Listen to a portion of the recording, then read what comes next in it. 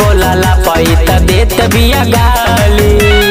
ए भाई सुना फैशन में रहतिया भैया के साली, कुछ बोलाला पाई त देत बिया गाली। एकर मुँह से खाइल लब के फील दे गई, एकर मुँह से खाइल लब के फील दे गई। आई रिलिया वाली हो आई रील वाली यारवा हमारा दिल ले गई। आई भैया के साली यारवा हमारा दिल ले गई।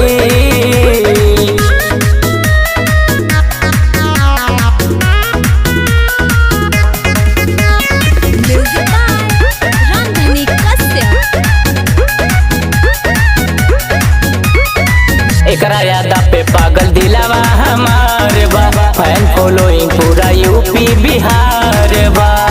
ए भाई एकरा यादा पे पागल दिलावा हमार बा, फैन फॉलोइंग पूरा यूपी बिहार बा। कैसे बताई हम अपन कहानी, मनवा में बसे ले ये दिल जानी, लागत मुआये दिए भाई। कैसे बताई हम अपन कहानी, मनवा में बसे ले ये दिल जानी।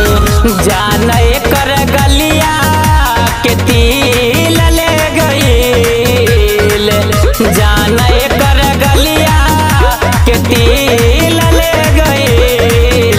आई रिलिया वाली हो आई रील वाली यारवा हमारा दिल ले गईल। आई भैया के साली यारवा हमारा दिल ले गईल।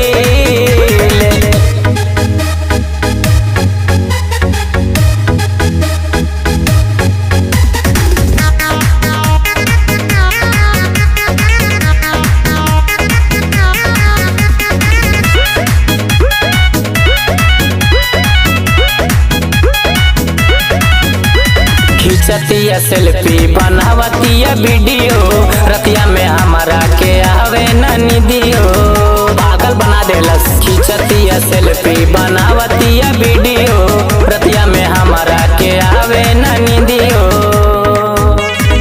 बस गइल बाटे सूरत एकर मन में, याद आवतिया ए भाई छन छन में। सुना ए भाई बस गइल बाटे सूरत एकर मन में, याद आवतिया ए भाई छन छन में। जितेंद्र